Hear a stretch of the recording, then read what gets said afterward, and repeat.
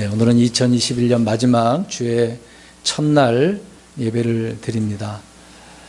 지난 모든 그런 일들이 얼마나 놀라운 그 일들 가운데 우리가 살았는지 모릅니다. 작년부터 코로나로 인해서 많은 어려움이 있었습니다만은 그럼에도 불구하고 우리를 이렇게 지켜주시고 주님을 잘 섬길 수 있게 해주셨으니 얼마나 감사한 일이겠습니까? 다 모든 것이 주님의 은혜라고 고백할 수밖에 없죠. 그래서 지난 몇 주 동안 우리 자신을 돌아보고 또 내년을 우리가 어떻게 살아가야 될지를 말씀을 드렸습니다. 오늘은 마지막 부분에 있어서 이제 앞을 나아가야 되는 것이니까요.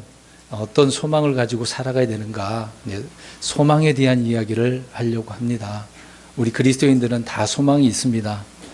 세상이 알 수 없는 소망을 우리 주님께서 기록된 말씀을 통해서 주셨기 때문에 그 소망의 말씀을 또 소망을 붙들고 우리는 날마다 살아가는 거죠. 내년이 바로 그런 소망이 넘쳤으면 좋겠습니다. 그러면 그것이 어떤 소망인지를 우리는 정확히 알아야 되겠죠.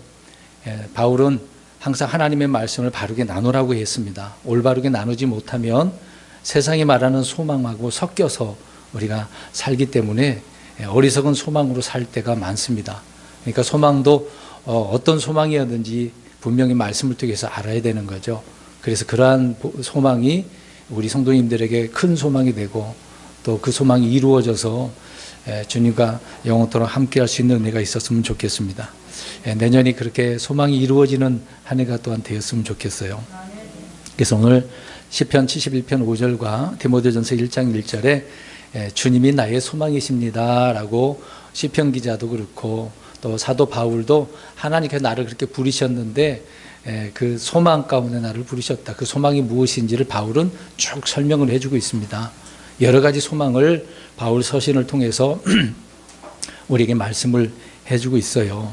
근데 이 소망이라고 하는 것을 보면은 이 소망이라고 하는 것은 하나님의 약속을 믿고 인내로 기다리는 것입니다. 그것이 이제 소망이라고 하는 거거든요. 성경이 말하는 소망. 근데 사람들은 소원을 비우는 것이 소망이라고 하는 거잖아요. 뒤에서 다 말씀드리겠습니다만은 정말 그것이 맞나 한번 보시기 바랍니다. 아무튼 성경은 하나님의 약속을 믿고 인내로 기다리는 거예요. 계속해서. 오늘 오전에 우리 아이들에게도 끈기 있게 주를 신뢰해서 기다렸다고 이야기합니다. 그렇게 기다렸더니 그 힘들고 어려운 시련의 그 고난 환경 속에서도 주님께서 선한 길로 인도해 주셨다는 거죠. 그러니까 나를 그런 자리에서 끄집어내서 바른 길로 인도해 주셨으니 가만히 있을 수가 없어요. 그래서 입술로 하나님을 찬양한다, 새 노래로 부른다라고 이야기를 하고 있습니다. 사랑하는 성도 여러분, 우리가 바로 그런 이제 찬양이 나와야 되지 않겠습니까? 2021년도가 이랬다고 한다면 이런 걸 통해서 2022년도에 하나님의 놀라운 것들을 계획하시고 인도하심에 따라 우리가 거기에서 나오게 됐다고 한다면 또 걸어가게 해 주셨다고 한다면 정말 찬양이 절로 나와야 되겠죠. 그런 은혜가 있기를 바랍니다.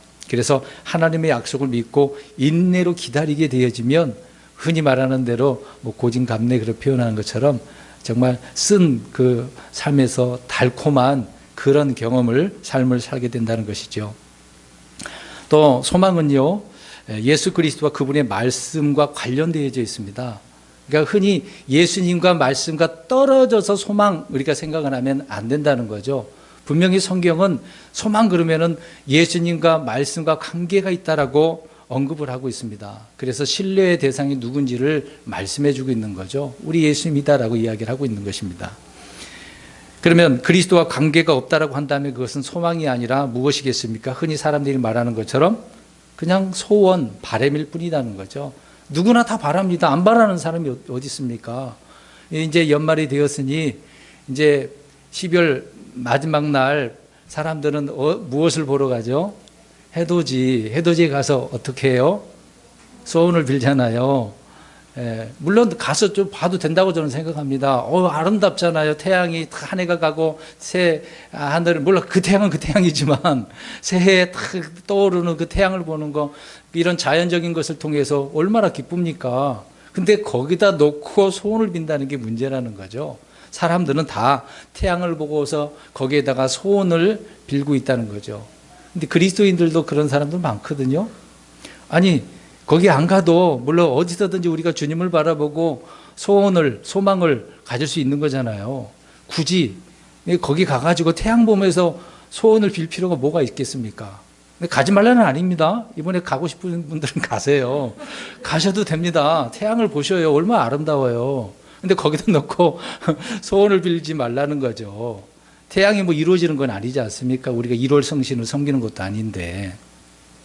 그러니까 바른 건전한 생각을 가져야 되는 거죠. 그러니까 그리스도와 말씀과 관계없는 것은 소망이 아니라 그냥 사람들이 말하는 소원과 바람일 뿐이다라고 하는 것이죠. 우리는 그런 소원을 가져서는 안 되는 것입니다. 히브리서 11장 1절에 가서 보면은요, 믿음은 바라는 것들에 뭐라고 그랬어요? 실체다. 그러니까 바라는 것들은 소망이잖아요. 소원이 아닙니까? 그러면 소망에 바라는 것들의 실체가 뭐다는 거예요? 공식을 그대로 있는 그대로. 이해가 안 되셨습니까? 다시 히브리서 21장 1절을 가서 보세요. 제가 말하는 거 이해 못 하셨나요? 설명을 다 드렸는데. 그러니까 있는 그대로 말씀을 드릴게요. 믿음은 바라는 것들의 실체다. 그럼 바라는 것들의 실체는 뭐다? 앞으로 가서. 믿음이다. 그 얘기를 하고 있는 거죠. 그러니까 믿음의 대상은 누군데요?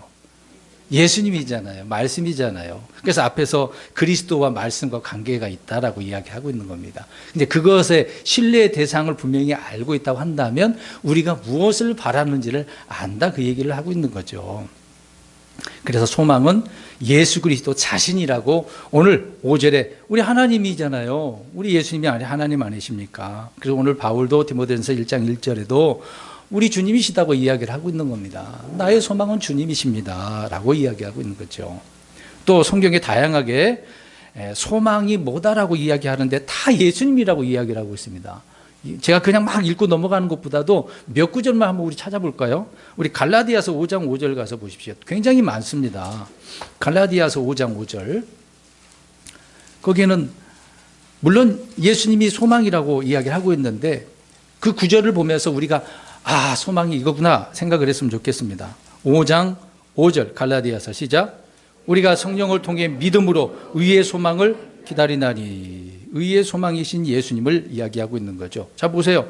성령을 통해 믿음으로 의의 소망을 기다린다. 의가 뭐예요? 그럼 의. 여기서 예수님을 이야기하고 있는 거예요. 예수님을 소망하는 거. 그 다음에 로마서 5장 2절도 한번 가서 보겠습니다. 로마서 5장 2절. 몇 구절을 보겠습니다. 나머지는 제가 읽을게요. 말씀드리겠습니다. 5장 2절. 시작. 또 우리가 그분을 통해 지금 우리가 서 있는 이 은혜 안에 믿음으로 들어감을 얻었으며 하나님의 영광의 소망을 기뻐하는. 하나님의 영광의 소망. 하나님이라는 거잖아요. 예수님을 말하고 있는 겁니다. 그 다음에 디도서 1장 2절 가서 보겠습니다. 디도서 1장 2절. 디도서입니다. 디도 1장 2절 시작. 영원한 생명의 소망 안에서 사도가 되었는데 이 생명은 거짓말하실 수 없는 하나님께서 세상이 시작되기 전에 약속하셨으나 영원한 생명의 소망 안에서. 그렇죠? 우리 예수님이 생명이신 예수 그리스도를 이야기하고 있는 겁니다. 그리고 사도행전 26장 6절 7절에는 약속의 소망이신 우리 예수님을 말하고 있고요. 또 사도행전 28장 20절에는 이스라엘의 소망이라고 이야기합니다. 에베소서 1장 17절 18절에는 부르심의 소망이신 예수님이라고 이야기를 하고 있습니다. 골로새서 1장 23절에는 복음의 소망이신 예수 그리스도라고 이야기하고 있습니다. 그러니까 앞에서 말씀드린 것처럼 소망은 뭐와 관련이 있다? 예수님과 말씀과 관련이 있다. 이걸 잊지 마시라고요. 그리스도인들이 여기에 소망을 둬야 되는데 엉뚱한 데다 소망을 두고 있으니 하나님께서 좋아하시지 않죠. 사도행전 23장 6절에서 보면은요, 부활의 소망이라고 이야기하고 있습니다. 이것은 하나님을 향한 소망이라고 하고 있어요. 우리가 앞으로 어떻게 될 줄 아는 거죠? 부활하는 거죠. 살아있으면 살아서 변화된 몸으로 올라가는 것이고 주님 앞에 서게 되는 것이고, 죽으면 어떻게 해요? 죽어도 살겠고라고 하잖아요. 살아서도 좋고 죽어서도 좋고 걱정이 있어요, 없어요? 없는 거죠. 근데 사람은 막 두려움을, 이제 죽음에 대한 두려움이 있지 않습니까? 사랑은 두려움도 다 물리치는 것인데 우리는 부활의 산 소망이 있는 것입니다. 또 아까 읽지는 않았습니다만 디도서 2장 13절에 보면 복된 소망이라고 그래요. 이 복된 소망은 무슨 소망이겠습니까? 주님께서 다시 오시는 거, 저와 여러분들을 데려가기 위해서 저 공중으로 오시는 이 복된 소망, 우리는 이 소망이 있는 거죠. 그래서 우리 킹제임스 진영 안에 어떤 교회는 복된 소망 침례교회라고 하는 것도 있어요. 주님의 다시 오심을 그만큼 소망한다라고 하는 부분이 되겠죠. 또 베드로전서 1장 3절에 보면요, 베드로 사도가 산 소망은 몸이 다시 사는 부활의 소망이라고 이야기하고 있습니다. 근데 이 부활의 소망은 산 소망이라고 그래요. 산 소망, 죽은 소망이 아니잖아요. 하나님은 아브라함의 하나님, 이삭의 하나님, 야곱의 하나님, 왜 그렇게 얘기합니까? 어떤 하나님이기 때문에? 살아계신 하나님이기 때문에 그렇게 이야기하고 있는 거예요. 살아있는 하나님, 산 소망이다. 그래서 그것을 우리가 늘 소망하는 거죠. 늘 바라보고 있는 것입니다. 이런 소망을 가진 사람의 삶은요, 자기를 순결하게 하는 그런 삶을 날마다 살아가야 된다고 이야기를 하고 있습니다. 그 말씀이 요한일서 3장 3절인데요. 제가 읽겠습니다. 그분 안에서 이 소망을 가진 자마다 그분께서 순결하신 것 같이 자기를 순결하게 하느니라. 아멘. 예. 우리 주님께서 순결하신 것처럼 우리도 순결하는데 이 소망을 가진 자가 그렇게 살아간다고 이야기를 하고 있는 거죠. 그러니까 순결하다는 의미를 우리가 다른 표현으로 어떻다는 거예요? 쉽게 얘기해서 깨끗하다. 구별됐다는 그런 얘기죠. 거룩하다고 의미를 말하고 있는 것입니다. 우리가 그런 삶을 살아가는 거죠. 그러니까 소망이 있는 것과 없는 것과 엄청나게 차이가 있는 거예요. 비교할 수가 없습니다. 그냥 쌤 옆에서 견줄 수 있는 그런 게 아니라는 거죠. 비교도 안 된다는 얘기입니다. 그리스도인들은 예외 없이 우리 주 예수 그리스도를 믿는 믿음의 소유자들입니다. 이 믿음이 없이는 아무도 그리스도인이 될 수가 없어요. 여기 앉아 계신 분들은 다 그리스도인들이십니까? 왜요? 믿음의 소유자니까. 믿음으로 고백했잖아요. 주는 나의 그리스도라고 고백을 하지 않았습니까? 그런 자들은 다 믿음을 가지고 있는 거예요. 주님이 주신 믿음이죠. 하나님과 그분의 말씀을 믿는 믿음은요, 우리를 단지 기독교적인 어떤 특성을 갖는 종교인을 만들어주는 것이 아닙니다. 그런 것이 아니라 영원한 생명을 지닌 하나님의 아들이고 생명의 소망을 지니게 하는 거죠. 그래서 저와 여러분에게 하나님의 아들들이 되는 뭘 주셨어요?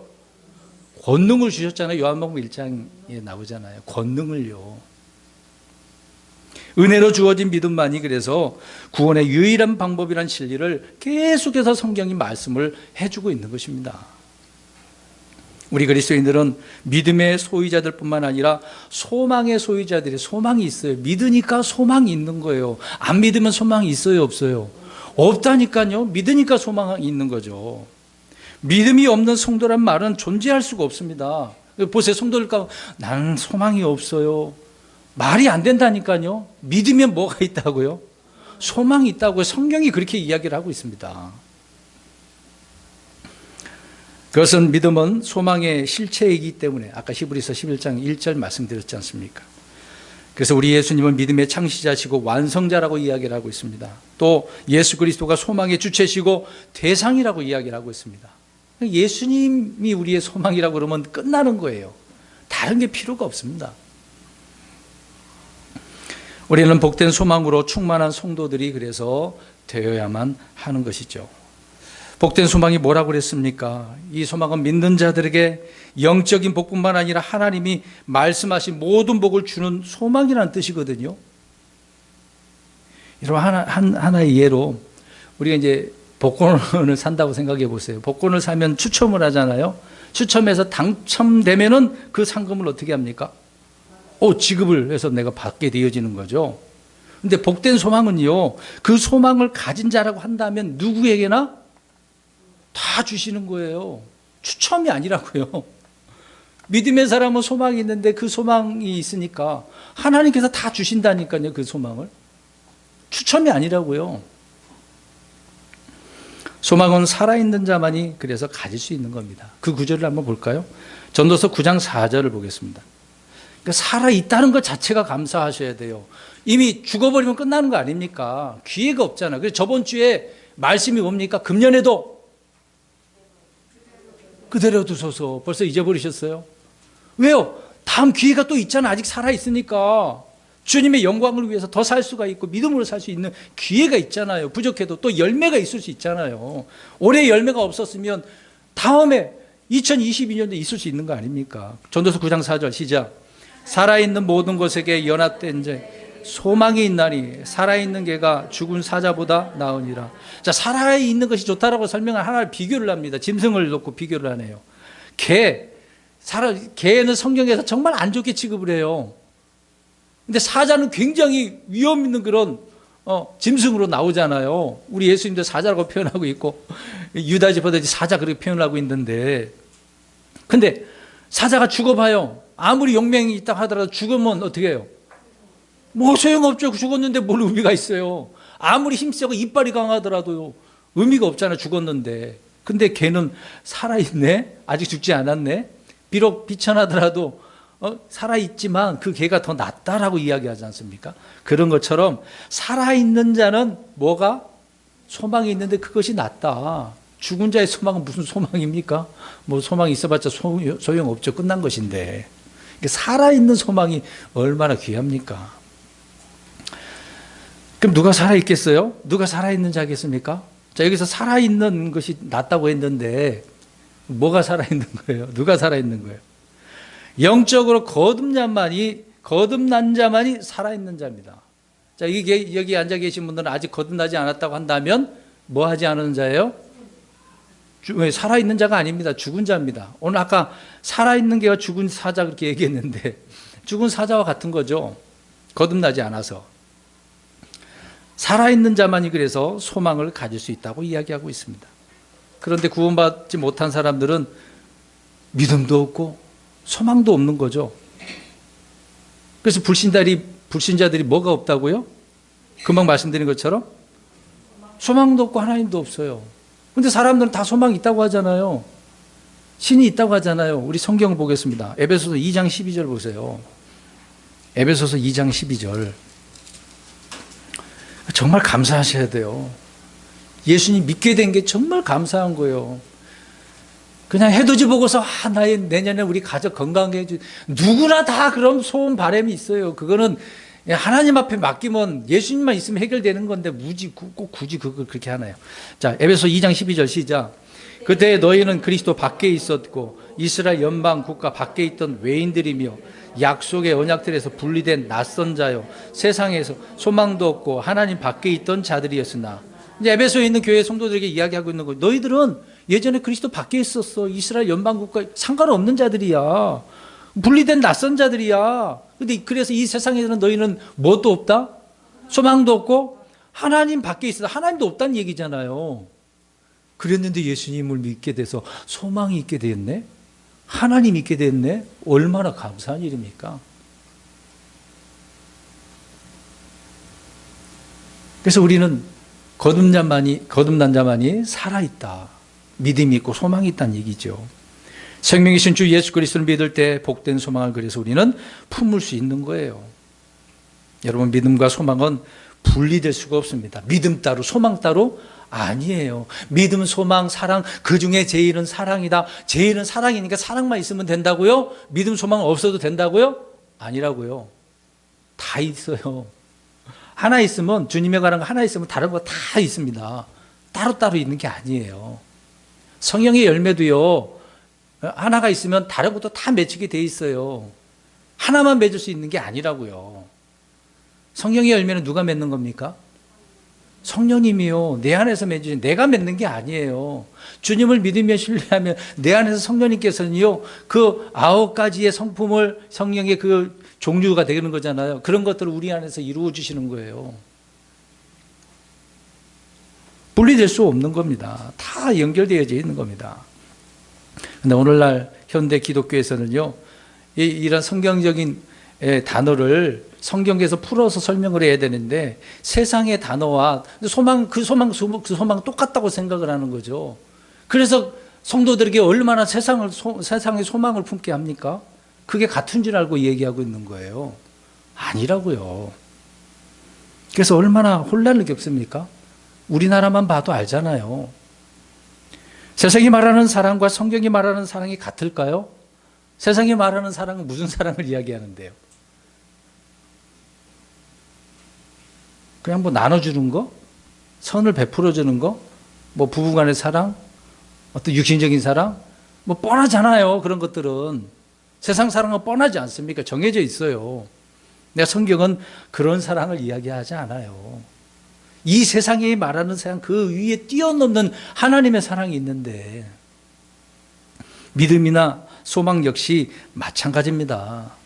세상이 말하는 믿음, 세상이 말하는 소망, 주님께서 말씀하시는 것과 다르죠. 그래서 이런 단어를요, 좀 사전에서 이렇게 우리가 보면은 정의를 해놓잖아요. 사랑은 뭐뭐다, 뭐뭐다, 뭐뭐다. 예를 들어서 그렇게 써놓지 않습니까? 맞는 것일까요? 그건 사람들이 거기에 이제 그걸 정리한 사람이 견해에 따라서 이게 여기저기 사람들이 그렇게 생각을 한다, 말한다. 그렇게 정의해 놓은 게 사전이에요. 세상에서 만들어 놓은 사전 우리가 신뢰할 수가 없습니다. 성경에서 말하는 그 단어를 통해서 우리는 신뢰를 해야죠. 하나님의 말씀에 따라 정의된 개념과 사상이 아니기 때문에 그렇습니다. 그래서 우리는 성경을 통해서 믿음이 뭔가 배워야 돼요. 소망이 뭔가지도 알아야 되고, 사랑이 뭔지, 은혜가 뭔지도, 긍휼이 뭔지도 성경이 말하는 대로 알아야 되는 겁니다. 그래서 오늘 저는 무엇을 이야기하고 있어요? 소망. 하나님이 말씀하시는 그 소망이 뭔지. 앞에서 말씀드린 것처럼 소망이 누구예요? 예수님. 오늘 제목도 그렇잖아요. 오늘 시편 71편 5절에 그렇지 않습니까? 주는 나의 소망이십니다. 주님이 소망이라고요. 그냥 그 단어가 뭐 성경에 기록됐다고 해서 흔하다고 생각을 해서 우습게 생각하면 안 되는 겁니다. 사람들은 지금은 없지만 앞으로 장차 갖고 싶은 것, 되고 싶은 것을 희망, 소망이라고 그렇게 이야기를 합니다. 그래서 희망을 가져라. 기적이 일어날지 모른다. 그래서 희망을 가져야 된다. 그렇게 이야기하잖아요. 또 꿈을 가지라고 얼마나 이야기를 합니까? 그러한 말은 어떤 기대, 꿈, 어떤 가능성 정도일 뿐이지 의미가 없는 거죠. 그래서 그런 단어를 앞에서 말씀드린 것처럼 오늘날 기독교 강단에서 많은 목사님들이 성도들에게 꿈을 가지라고 2002년서부터 얼마나 많이 그랬습니까? 그래서 여기다 써놨어. 아예 꿈은 뭐 한다? 이루어진다. 그 꿈이 어떤 꿈일까요? 그러면 대부분 이 땅에 있는 그런 꿈들을 이야기할 거 아닙니까? 사업 잘 되고, 자녀들 좋은 대학 가고, 좋은 데 취직하고, 좋은 사람 만나서 결혼하고, 그런 생각들을 가지라고, 그게 이제 긍정적인 생각이라고, 긍정의 힘을 뭐 읽으라고 그러고, 말도 안 되는 이야기죠. 그래서 뭐 적극적인 사고방식을 가져야 된다고 그러고, 미래의 모습을 뭐 상상하고, 그걸 막 그려야 된다고. 그래서 정탐꾼이 가가지고 어떻게 하라고 그랬어요? 모세가 어떻게 하라고 그랬어요? 정탐식 해놓고서 그려오라고 그랬잖아요. 그것을 가지고 또 어떻게 하라고 그랬습니까? 저 여의도에서 어떻게 하라고 그랬어요? 자기의 꿈을 그리라고 그랬지 않습니까? 그래, 그대로 이루어질 줄 믿으라고 그러고. 그게 그거예요? 맞지도 않는 이야기죠. 이게 오늘날 기독교라고 하는 단체들이 그렇게 변질됐습니다. 엉뚱한 것을 가리키고 있는 거죠. 성경이 말하는 소망을 알려줘야 되는데 전혀 다른 소망을 알려주고 있으니 성도들이 그게 맞는 줄 알고 그렇게 가잖아요. 연말이라고 해서 또 연초되면 다 하는 일이 있지 않겠습니까? 근데 소망 얘기를 할 거예요. 그럼 말씀 복귀하고 복 받으라고. 과연 그렇겠습니까? 그런 설교는 인기가 끌죠. 저는 그런 설교를 못해서 인기가 없습니다. 여러분, 성경은요, 꿈이 이루어진다. 물론 영어 단어가 다를 수도 있는데, dream works라고 하고 있습니다. dream, 꿈. 그 works라고는 일이라는 이야기잖아요. 일한다는 뜻이잖아요. 근데 그렇게 말하고 있지 않습니다. 그렇게 꿈은 이루어진다 그런 게 아니라 믿음은 일한다. 또 하나님의 말씀을 일한다. 그렇게 이야기하고 있습니다. 주님의 말씀은 우리를 든든히 세워지기 때문에, 또 그 말씀을 믿는 자 안에서 주님께서 효력 있게 하나님께서 말씀으로 일하시기 때문에 그 말씀과 그리스도와 관련돼서 말씀하고 있는데 전혀 다르게 하면 안 되는 거죠. 여러분, 꿈이 일하는 것이 아닙니다. 말씀이, 우리 예수님이 소망이기 때문에 다 우리가 소망하면 주시는 거죠. 그래서 소망은 꿈이 아닙니다. 단어를 분명히 아셔야 됩니다. 소망 그려놓고 플러스, 이퀄 꿈 그러면 안 되는 거예요. 자, 그럼 보겠습니다. 꿈은 누가 주체일 거예요? 누가 주체입니까? 꿈. 내가 주체잖아요. 꿈은 내가 주체입니다. 그러면 소망은요? 앞에서 말씀드린 거죠. 우리 예수님이, 우리 하나님이 주체예요. 그게 다른 거잖아요. 내 꿈하고 하나님의 소망 같을 수가 없습니다. 꿈은 나의 생각과 상상에서 나온 것이죠. 이렇게 생각하고 그렇게 되었음을 바라는 것이 나의 상상 속에서 나오는 겁니다. 소망은 하나님의 말씀을 통해서 나온 것이기 때문에 달라요. 같을 수가 없습니다. 또 꿈은 나의 뜻이 이루어지는 것, 실현되는 거잖아요. 그러면 소망은요? 주님의 뜻이 이루어지는 겁니다. 여기서 또 달라지잖아요. 우리는 태양을 넣고 하는 이런 소원을 하지만 내 뜻이 이루어지길 바라잖아요. 근데 주님은 우리의 뜻이 이루어지는 것이 아니라 아버지의 뜻, 말씀이 이루어지는 것, 그걸 원하고 계시는 겁니다. 근데 사람들은 그래요. 주님의 뜻 말고 내 뜻 이루어지게 해달라고. 그러면 그건 좋은 게 아니죠. 우리는 항상 주님의 뜻이 이루어지기를 바라는 것. 그래야 됩니다. 내년이 그랬으면 좋겠습니다. 싫으세요?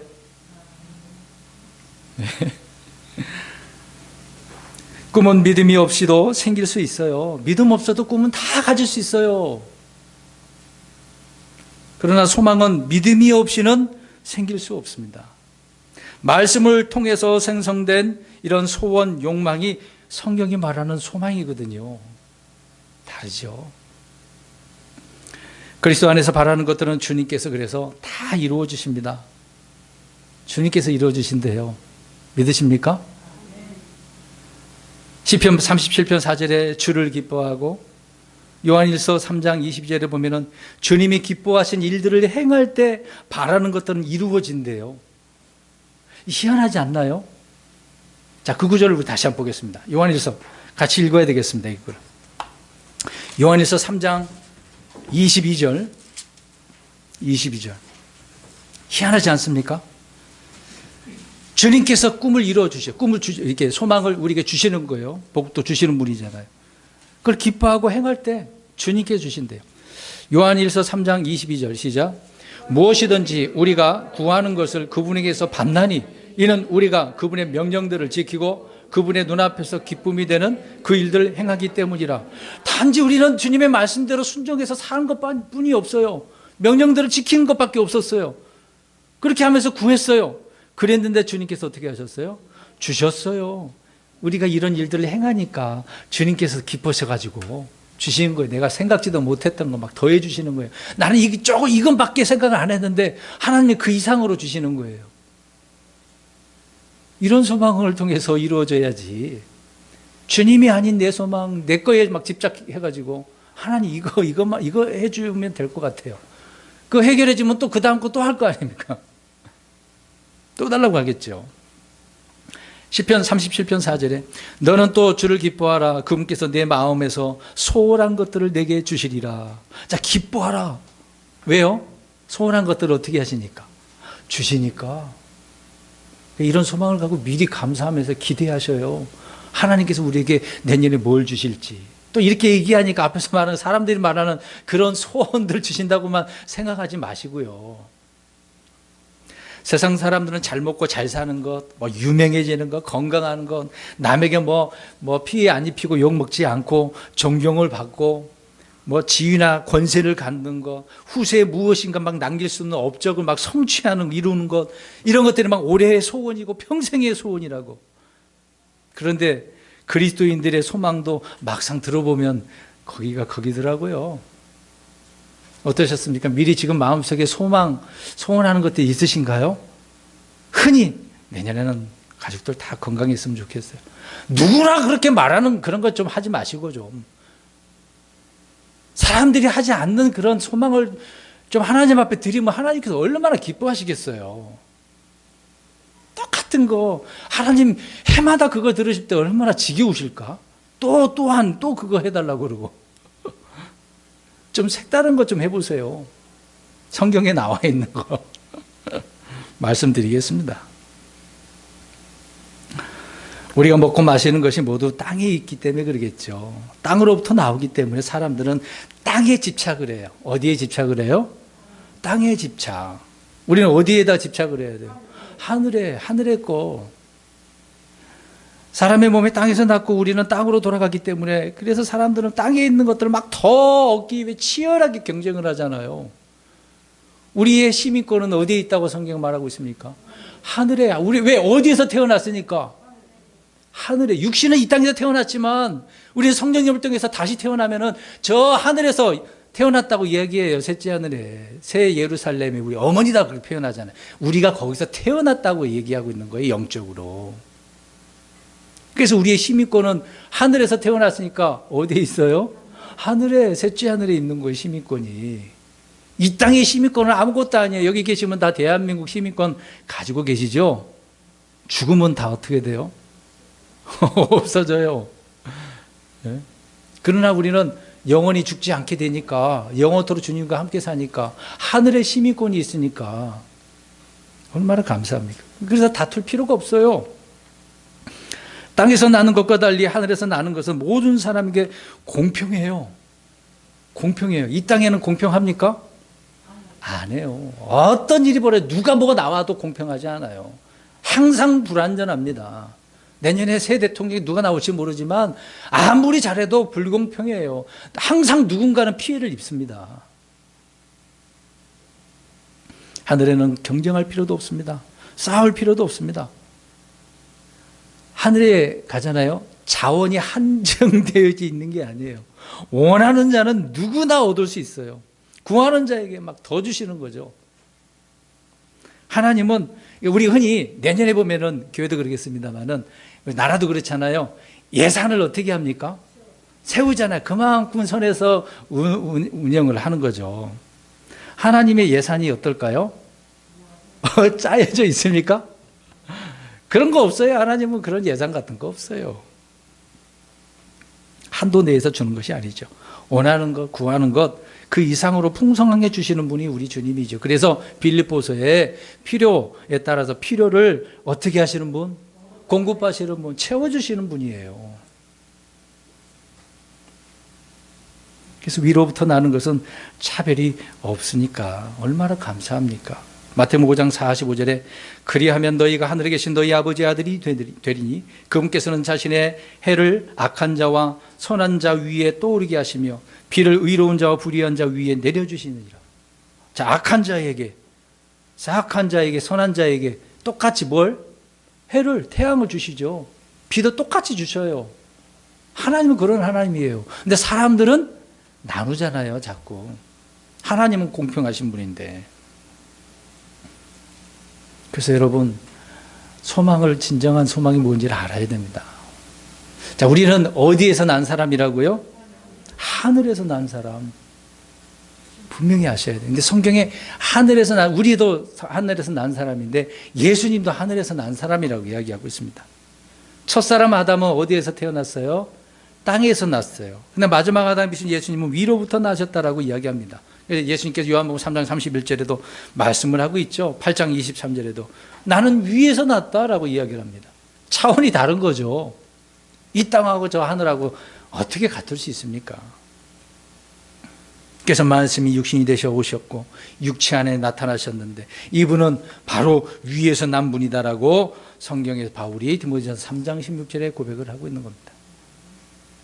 마찬가지로 우리 그리스도인들도요, 하나님에게서 난 사람이에요. 성령에서 난 사람입니다. 하나님은 그래서 진리의 말씀으로 우리를 낳았다고 그렇게 표현하고 있는 겁니다. 비록 이 땅에서, 자 보세요, 이 땅에서 흔히 우리는 좀 비교 좀 하잖아요. 내가 가지고 있는 내 형편을 따지면 많은 것을 가지고 있는 사람하고 비교를 해요. 그래서 스스로가 나는 없어, 저 사람과 막 비교하다가 막 굉장히 자격지심이 생기기도 하고, 난 출신 비천해가지고 개천에서 용나야 되는 나는 그런 것도 없어, 막 이렇게 생각하는 사람들 얼마나 많습니까? 혹시 여기 계신 분들 그런 생각을 하고 계시나요? 그런 생각하면 우울증에 빠져 있는 겁니다. 잘못 생각하고 있는 거죠. 왜요?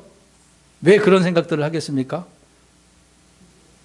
위에서 났는데 위에서 나지 않고 땅에서 났다고만 생각을 하니까 그래요. 앞에서 말씀드린 것처럼 위에서 나면은 제한이 없다니까요. 비천할 수가 없어요.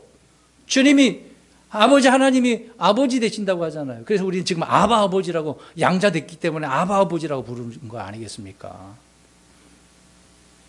비천할 수가 없어요. 비록 지금 이 땅에서는 그렇게 보이지만, 근데 보이지 않는 걸 이미 이루어주고 계셨는데, 이루어주셨고 이루어주실 것인데 왜 그건 생각 안 합니까? 그러니까 눈이요 안 열려서 그래요.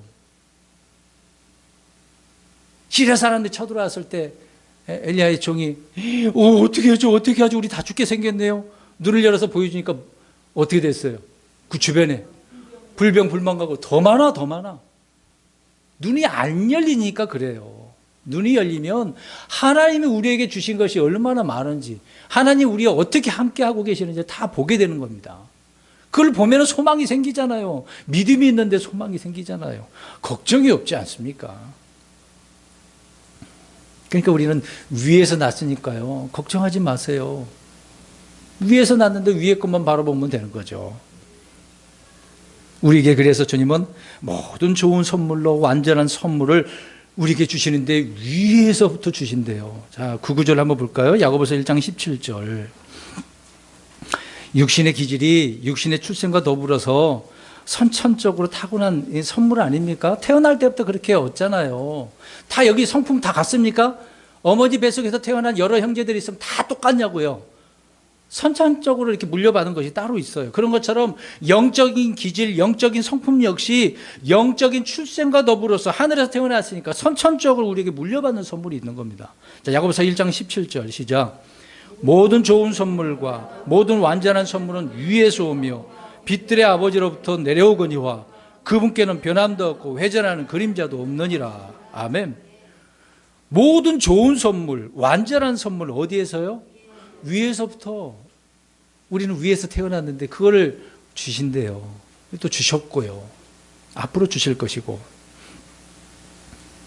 우리는 좋은 것들은 선천적으로 타고 태어난다고 그렇게 말할 때 유전이라고 하는 거죠.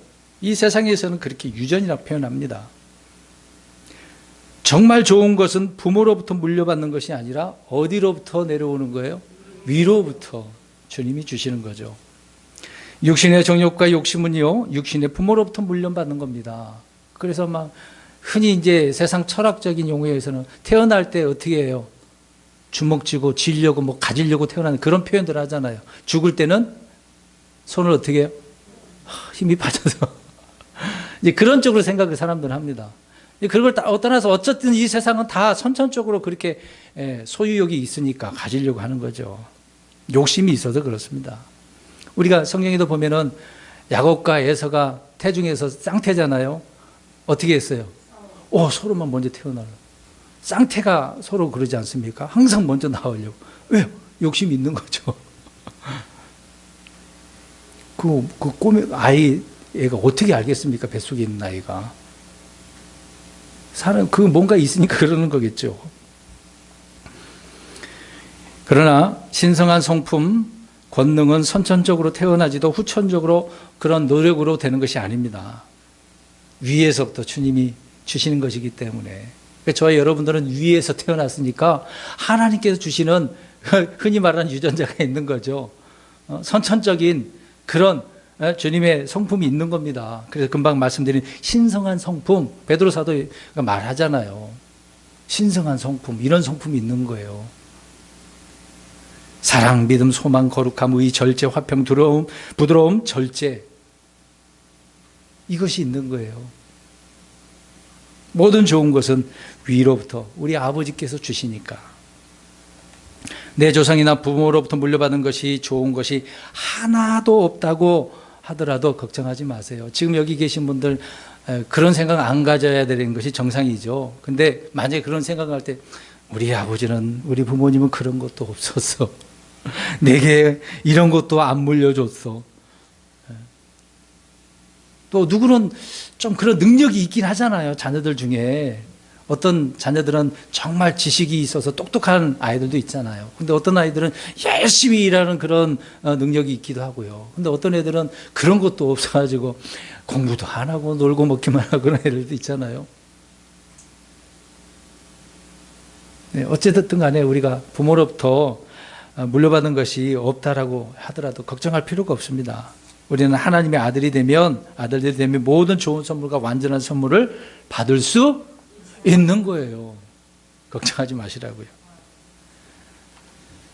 또 이제 주님께서 위로부터 주시는 것이 뭐냐면 야고보서에 말씀하고 있는 것처럼 지혜를 주신대요. 우리 또 보겠습니다. 야고보서 3장 17절. 조금만 하면 다 마치겠습니다. 야고보서 3장 17절 보시기 바랍니다. 야고보서는 믿음의 행위를 강조하고 있는데 거기 고난 이야기를 있습니다. 그 고난을 이겨내려면 지혜가 필요한 거죠. 그것뿐만 아니라 우리 살아갈 때도 주님 지혜를 달라고 구하면 주님께 주십니다. 3장 17절 시작. 그러나 위로부터 난 지혜는 첫째 순수하고 다음으로 화평하며 부드럽고 간청을 잘 들어주며 긍휼과 선한 열매로 가득하고 차별이 없고 위선이 없나니. 아멘. 위로부터 난 지혜는, 우리가 지혜 그러면 똑똑한 것만, 솔로몬처럼 재판을 잘하고 분별하고 그것만 생각을 해요. 읽어보니까 뭐라 그래요? 순수하다, 화평하다, 부드럽다, 간청을 잘 들어준다, 긍휼과 선한 열매로 가득하다, 차별이 없다, 위선이 없다. 위로부터 난 지혜가 이런 거래잖아요. 구별을 잘 하셔야 됩니다. 특히 우리 아이들 지혜 달라고 구할 때 흔히 똑똑하게 해달라고만 그렇게 얘기하잖아요. 근데 읽어보니까 그런 건 아니죠, 꼭? 세상의 자녀들은 세상의 지혜, 육신의 지혜를 가지고 있습니다. 하나님의 자녀들은 위로부터 난 지혜를 받아요. 이 지혜는 성령의 지혜고 하나님의 지혜라고 말씀하고 있습니다. 말씀드린 것처럼, 읽은 것처럼 순수하고 화평하고 부드럽고 간청도 잘 들어주고. 근데 이런 지혜는 잔꾀가 아니잖아요. 욕정을 채우기 위한 그런 게 아니지 않습니까? 흔히 솔로몬 같은 지혜, 그때 전무후무하고 전무후무라고 그랬어요. 솔로몬처럼 받는 지혜는 없어요. 이미 성경에 전무후무예요. 전에도 없었고 후에도 없을 것이라고 해놨어요. 그러니까 솔로몬과 같은 지혜 받을 수 있어요, 없어요? 없어요. 우리 노래도 그런 것이 있네. 솔로몬과 같은 지혜 받을 수 있고, 그것은 분별하고 이제 그런 그 내용에 대한 말씀인 거죠. 위로부터 오는 지혜는 뭐 많은 책을 읽거나 뭐 열심히 공부를 해서 얻는 게 아닙니다. 성경 많이 읽는다 무조건 그냥 생기는 게 아니죠. 단지 우리가 삶의 어떤 부분을 깨달은 것뿐이지만 하나님께서 그것도 주셔야만 하는 겁니다. 안 주시면요, 성경 아무리 읽어도 안 돼요. 자, 한 가지 설명드릴까요? 제가 신학교 다녔을 때 교수님 중에 한 분이 전북에 사시는 분이신데요. 황등 무슨 교회입니다. 아무튼 그 교수님이, 제가 성교회 때 그 목사님이 성경이 좀 박식한 부분이 있었습니다. 물론 장로교 목사님이신데, 근데 그 목사님이 이제 성경을 이해하려고 계시록을 100번을 읽었대요. 100번 읽었는데 아직도 이해를 무슨 말인지 모르겠다고 이야기를 하시더라고요. 제가 옆에서 들었어요, 이야기하는 거를. 항상 제가 목사님 옆에서 같이 있었기 때문에 그런 대화도 항상 제가 자주 들었거든요. 100번을 읽었는데도 계시록을 모르겠어요, 그래요. 뭘 안 받아서 그래요? 지혜를. 어디로부터 오는? 위로부터 오는 지혜를 못 받아서 그래요. 내가 막 공부하면 이해될 줄로 알 것처럼 생각을 하니까 그래요. 성경도요, 여러분 보세요. 목사라고 해서 성경을 깨닫는 게 아닙니다. 하나님께서 지혜를 주시면요, 우리 성도님들 가운데 연세 드신 분들도요, 아이들도 깨닫게 됩니다. 믿으십니까?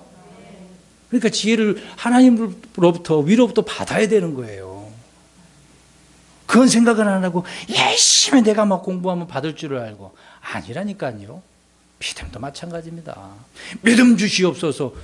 그냥 그렇게 하면 믿음이 주어지냐고요. 그건 아니지 않습니까?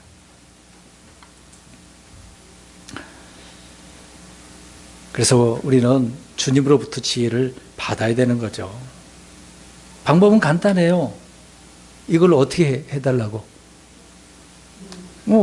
달라고 구하는 것밖에 없습니다. 우리 야고보서 1장 5절 읽겠습니다. 이거는 이제 그 당시에 고난을 이기게 해달라고 하는 지혜를 달라고 하는 거죠. 야고보서 1장 5절 시작. 너희 중에 어떤 사람이 지혜가 부족하거든 모든 사람에게 너그러이 주시고 꾸짖지 아니하시는 하나님께 구하라. 그리하면 그것을 그에게 주시리라. 자, 지혜를 달라고 구하면 하나님이 주셔요. 안 달라고 하면 안 주셔요. 분명히 하셔야 됩니다. 달라고 해야죠. 그래서 우리는 그 지혜를 달라고 받아서 달라고 해서 받게 되어지면 위의 것을 바라볼 수밖에 없어요. 그러니까 소망이 그런 거거든요. 내년에 우리가 앞에서 말씀드린 것처럼 내가 원하는 소원 그렇게 생각할 수도 있겠지만 그걸 뛰어넘어서 주님의 것이 무엇인지 주님의 소망이 무엇인지 알면 그걸 구하잖아요. 하나님이 그걸 주셔요. 그렇기 때문에 우리는 이 땅에 애착을 두는 게 아니라 저 하늘에 애착을 두고 사는 거죠. 우리 골로새서 1장 가서 3장 보겠습니다. 1절 2절 마지막 구절입니다. 나머지 걸 한번 제가 읽겠고요. 골로새서 3장 1절 2절 골로새서입니다. 골로새서 3장 1절 2절 그러니까 애착을 하늘에 둬야 되는 건데 이 땅에 두니까 문제죠. 3장 1절 2절 시작. 그러므로 너희가 그리스도와 함께 일으켜졌거든 위에 있는 것들을 추구하라. 거기에는 그리스도께서 하나님 오른편에 앉아 계시느니라. 위에 있는 것들에 너희의 애착을 두고 땅에 있는 것들에 두지 말라. 아멘. 자, 그리스도와 함께 일으켜졌대요. 넘어졌었는데 이렇게 세워주셨대요. 여기서 잠깐 곁들여서 말씀드리겠는데 개신교에서 특히 은사주의자들이 은사 받으라고 할 때 주로 어떻게 하는 일들을 많이 합니까? 넘어뜨려요. 마귀가 간섭하면 넘어뜨리지만 우리 주님이 간섭하면 어떻게 하셔요? 일으켜 주셔요. 그게 다른 거예요. 자, 일으켜 주셔요. 일으켜졌어요. 우리는 위에 그래서 일으켜졌기 때문에 어디의 것들을 위의 것들을 추구하는 거죠. 예. 또 그 위에 있는 것들에 애착을 두고 땅에 있는 것에 두지 않는 거. 이게 소망이 있는 겁니다. 소망인 거죠. 이 땅에 소망 두지 마세요. 자, 이렇게 얘기하면 그럼 목사님 어떻게 살아요? 이 땅에 먹고 살아야 되고 자녀도 잘 돼야 되고 건강해야 되고 물질도 있어야 되고 다 얘기할 거 아니에요. 그러니까 예수님께서 말씀하셨지 않습니까? 너희는 먼저 그분의 왕국과 의를 구하라. 그리하면 이 모든 것은 너희에게 더하실 거다. 우선순위가 다르잖아요. 주님의 소망하고 하늘의 소망을 두면 누가 책임져 주신다고요? 하나님이요. 이게 이런 사실들을 믿는 사람들이 그리스도인들 아닙니까? 근데 이걸 싹 빼버리고 꿈을 가지세요. 제가 만약에 그렇게 한다고 생각해요. 내년에 우리 목사님, 우리 성도님들 부자가 될 겁니다. 이미경 자매님 몸 회복돼가지고 건강하게 될 겁니다. 뛰게 될 겁니다. 우리 이정희 형제님 대박 날 겁니다. 제가요, 어저께 꿈을 꿨는데 우리 이명희 자매님 갑자기 빌딩 사는 꿈을 꿨어요. 이런 얘기 하면 귀에 쏠깃하죠 뭐. 그러면 여러분 그게 소원 아닙니다. 하나님은 저 하늘에 애착을 두라고 하는데 왜 이 땅에 둡니까? 하늘에 두면요 하나님이 알아서 해주신다니까요. 빌딩 생각 안 해도 하나님이 주실지 어떻게 알아요? 앞으로 1년 내지 2년 내 3년 내에 하나님께 그렇게 해주실지 어떻게 알아요? 빌딩 갖고 싶으세요? 아멘. 이 땅에 소망 두시지 말라니까. 하나님께 소망 두셔야죠. 자, 우리 빌립보서 4장 10절에서 12절 보면 읽지 마세요. 그냥 눈으로만 보세요. 거기 보면 바울이 고백합니다. 자기 자신이 이제 고난에 있었는데 내가 비천에 처할 줄도 알았다. 내 처지에 만족한다고 얘기해요. 보세요. 굉장히 상황은 어려웠어요. 바울이 복음을 전할 때 항상 죽음의 위협이 있었지 않습니까? 막 굶주리기도 하고 그런 처지. 근데 만족했대요. 감사했대요. 왜 그래요? 하늘에 소망을 두니까. 그렇게 살아도 감사한 거예요. 비록 이 땅에서 우리 하나님께서 이루어진 것이 없다 하더라도 저 주님 앞에 가면은 많은 것이 이미 이루어져 있을 겁니다. 기다리고 있어요. 받기만 하면 됩니다. 그때는요. 지금 이 땅에서 받는 그 빌딩 아까 얘기해줬죠? 아무것도 아니에요. 막 100억짜리, 200억짜리 빌딩 아무것도 아니라고요. 우리는 새 예루살렘 도시, 그 도시에서 사는데 그게 맨션이라고 하잖아요. 나를 위해서 이미 예배해 두셨는데 얼마나 아름답겠어요. 여러분, 지금 이 땅에서 태어난 맨션에 살고 싶어요? 아파트에 살고 싶어요? 그러면 아파트라고 그래요. 그래서 위에는, 하늘에는 아파트는 없어요. 맨션은 있는데 그 맨션이 새 예루살렘 도시에 우리가 사는 집이에요. 이미 마련되어 있습니다. 그래서 위에는 거처가 마련되어 있어요. 또 우리가 그래서 그 위에다가 보화를 쌓아두는 건 아닙니까? 또 올라가게 되면 영광스러운 옷, 어떤 옷을 입혀주셔요? 의롭고 또 화려하고 영광스러운 옷인데 그 옷은 흰 옷이에요. 얼마나 아름답겠어요. 새 예루살렘도 있고 우리 예수님이 계시고 얼마나 좋습니까? 그런데 이런 사실들을 안타깝게도 사람들은요, 하늘의 것들에 대해서 말을 하는데 믿지 못해요. 이 땅의 것 아무리 말을 해도 사람들은 잘 안 믿잖아요. 그래서 요한복음 3장 12절에 예수님이 말씀합니다. 내가 땅의 것들을 너희에게 말하여도 너희가 믿지 아니하거든 내가 하늘의 것들을 너희에게 말하면 어떻게 너희가 믿겠느냐. 보세요. 그러니까 소망이 다른 거예요. 눈에 보이는 것도 사람들은 소망이라 하는데 그것도 못 믿는데 눈에 보이지 않는 것만 해도 못 알아듣고 믿을 수가 없어요. 여러분, 땅에서 가진 것이 없이 이렇게 태어나고 살면서 노력을 했다고 하지만은요, 별로 얻은 것이 없다고 해서 실망할 필요가 없는 겁니다. 그래서요, 땅에서 원하는 것을 충분히 얻지 못한 것은 우리가 뭐 패배자도 아니지 않습니까? 실패자도 아니잖아요. 우리는 땅에서 나는 것을 충분히 얻을 만큼 뭐 능력도 운도 어떤 재주도 없다고 하더라도 위에서 나는 것은 충분히 얻을 수 있기 때문에 그렇습니다. 그러니까 주님의 것으로 뭐 부어줘야죠. 그러니까 하늘의 것으로 꿈을 꿔도 하늘의 것을 우리가 다 부어주는 그런 꿈을 꿔야 되는데 이 땅의 것을 가지고 하늘에도 없는데 그것을 가지고 부어주는 꿈, 그거 아니죠. 성경이 말하는 하늘의 것을 부어주는 거, 그런 꿈도 꾸셔야지. 그런 걸 바라보면서 소망을 가져야 되는 거 아닙니까? 하늘에는 이 땅에 그런 빌딩 없어요. 자, 결론적으로 뭐가 소망입니까? 누가 소망입니까? 예수님과 말씀과 관계 있다. 내년에 더욱더 예수님을 신뢰하세요. 말씀을 신뢰하세요. 그러한 소망이 넘치면 주님께서 이 땅의 거는 다 책임져 주시는 겁니다. 참된 복된 소망으로 주님을 기다리시면서 믿음으로 사는 저와 여러분들이 되시기를 주의 이름으로 축원합니다.